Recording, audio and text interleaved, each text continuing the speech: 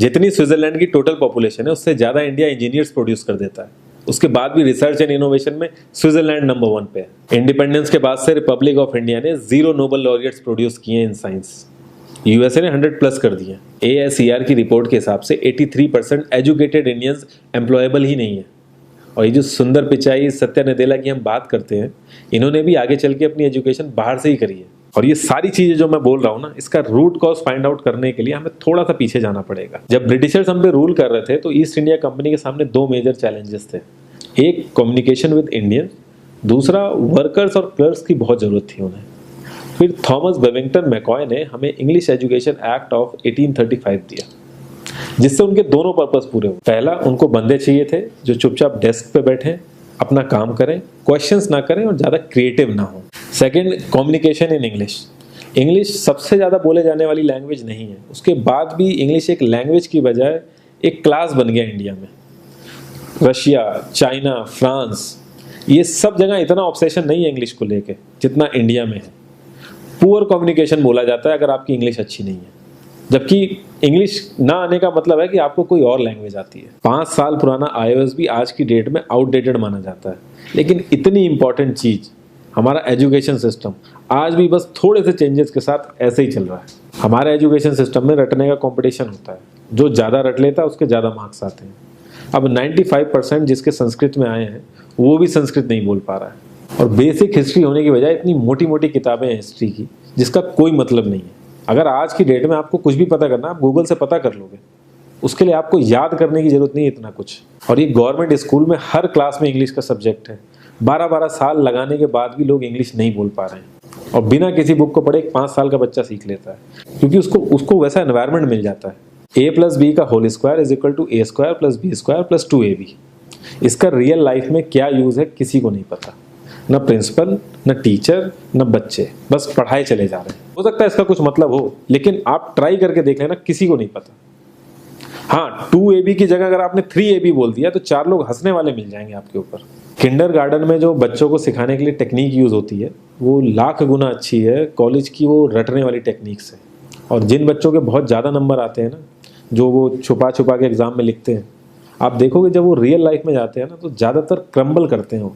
हर किसी को same syllabus और सेम चीज़ सिखाई जाती है बिना उसकी कैपेबिलिटी देखे। और क्रिएटिविटी का तो दूर दूर तक मतलब नहीं होता। अब एक लाइन से आप शेर, मछली, सांप, हाथी सबको लाइन से खड़ा कर दो और उनसे कहो पेड़ पे चढ़ो, उनको तो जिंदगी भर यही लगेगा ना कि वो तो किसी काबिल ही नहीं है।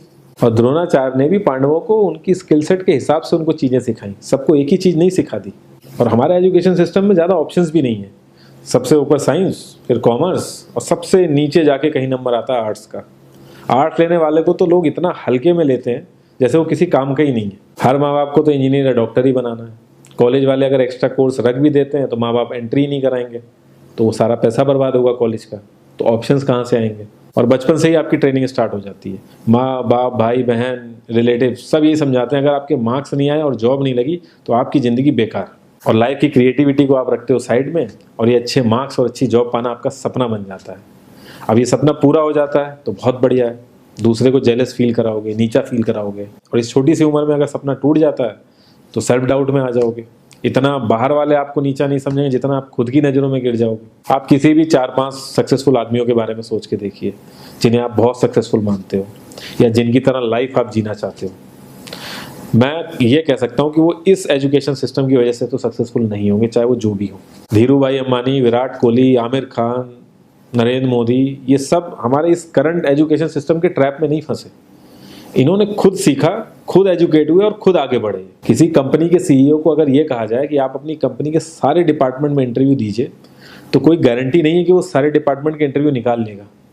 और ये भी हो सकता है कि वो आधे से ज़्यादा डिपार्टमेंट के लिए क्वालिफाई ना करे एजुकेशन वाइज, लेकिन वो पूरी कंपनी चला सकता है। तो ये जो एक स्किल है, इसके बारे में बात क्यों नहीं होती? लोग अपनी 25% से ज़्यादा जिंदगी इस करंट एजुकेशन सिस्टम में लगा देते हैं ताकि अपने से कम पढ़े लिखे आदमी की कंपनी में जाके उसके सपने पूरे कर सकें। इंडिया का जो करंट एजुकेशन सिस्टम है, अगर वो इतना ही अच्छा है तो जो भी सेलिब्रिटीज़ हैं, पॉलिटिशियंस हैं, वो अपने बच्चों को बाहर क्यों भेज रहे हैं पढ़ने के लिए? इनफैक्ट पॉलिटिशियंस के साथ तो ऐसा करना चाहिए, जिस एरिया से वो जीते हों उसी एरिया के गवर्नमेंट कॉलेज में उनके बच्चे को पढ़ना कंपलसरी हो जाए, तभी वहाँ के गवर्नमेंट कॉलेज सुधर सकते हैं। 368 प्यून की जॉब के लिए 1.5 लाख ग्रेजुएट और 24,968 पोस्ट ग्रेजुएट ने अप्लाई किया।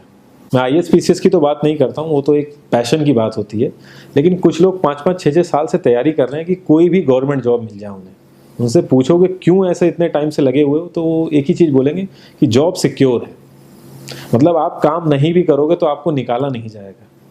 ये सारी कामचोरी वाली बातें माइंड में इसीलिए आती हैं क्योंकि हमारा जो करंट एजुकेशन सिस्टम है वो इतना कॉन्फिडेंस ही नहीं देता है कि हम अपनी स्किल के दम पे कहीं जाके काम करें और हमें निकलने का डर ना हो। मैं आने वाले 10 साल की तो बात ही नहीं कर रहा हूँ, अगर मैं आने वाले 5 साल की भी बात करूँ तो टेक्नोलॉजीज़ में इतना ज़्यादा चेंजेस आ जाएगा कि जो आज हम पढ़ रहे हैं, जिस स्किल पे हम फोकस कर रहे हैं, पता नहीं वो रेलेवेंट भी होगी कि नहीं उस समय। Cloud computing, SEO, digital marketing, ये सब जॉब्स पहले एग्जिस्ट ही नहीं करती थी। हम लोगों को एजाइल होना पड़ेगा, नई नई चीज़ों को सीखने के लिए ओपन रहना पड़ेगा, क्रिएटिव माइंड लगाना पड़ेगा।